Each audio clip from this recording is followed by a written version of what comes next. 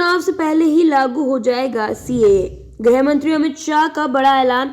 लोकसभा चुनाव से पहले देश में नागरिकता अधिनियम लागू हो जाएगा। केंद्रीय गृह मंत्री अमित शाह ने शनिवार को दावा किया कि आगामी लोकसभा चुनाव में भारतीय जनता पार्टी को 370 सीट एवं उसके नेतृत्व वाले राष्ट्रीय जनतांत्रिक गठबंधन को 400 से अधिक सीट मिलेगी। इसके साथ ही केंद्र में लगातार तीसरी बार प्रधानमंत्री नरेंद्र मोदी के नेतृत्व में सरकार बनेगी। प्रधानमंत्री नरेंद्र मोदी के नेतृत्व में आगामी लोकसभा चुनावों में भाजपा का 300 से ज्यादा सीट मिलेगी, जबकि राजग 400 से ज्यादा सीट हासिल करेगा। आम चुनावों के नतीजों पर कोई संशय की स्थिति नहीं है। यहां तक कि कांग्रेस और अन्य विपक्षी दल को भी एहसास हो गया है कि उन्हें फिर से विपक्ष में बैठना होगा। केंद्रीय गृह मंत्री अमित शाह ने ये बातें शनिवार को एक कार्यक्रम के दौरान कही।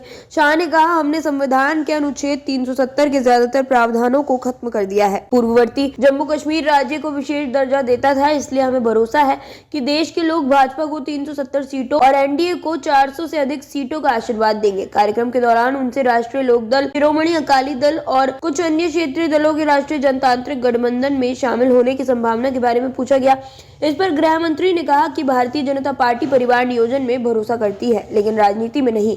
शियत के बारे में पूछे जाने पर उन्होंने कहा, बातचीत चल रही है, लेकिन अभी कुछ भी तय नहीं हुआ है। उन्होंने कहा, 2024 को चुनाव एनडीए और विपक्षी गठबंधन के बीच नहीं, बल्कि विकास और केवल नारे देने वालों के बीच होगा। कांग्रेस नेता राहुल गांधी की भारत जोड़ो न्याय यात्रा पर उन्होंने कहा, नेहरू गांधी परिवार के वारिस को इस तरह की मार्च के साथ आगे बढ़ने का कोई अधिकार नहीं है, क्योंकि 1947 में देश के विभाजन के लिए उनकी पार्टी जिम्मेदार थी। अयोध्या के राम मंदिर के मुद्दे पर उन्होंने कहा कि देश के लोग 500-550 वर्षों ये मानते थे कि जिस स्थान पर भगवान राम का जन्म हुआ था वहां मंदिर बनना चाहिए, लेकिन तुष्टीकरण की राजनीति और कानून व्यवस्था का हवाला देते हुए राम मंदिर के निर्माण की अनुमति नहीं दी गई।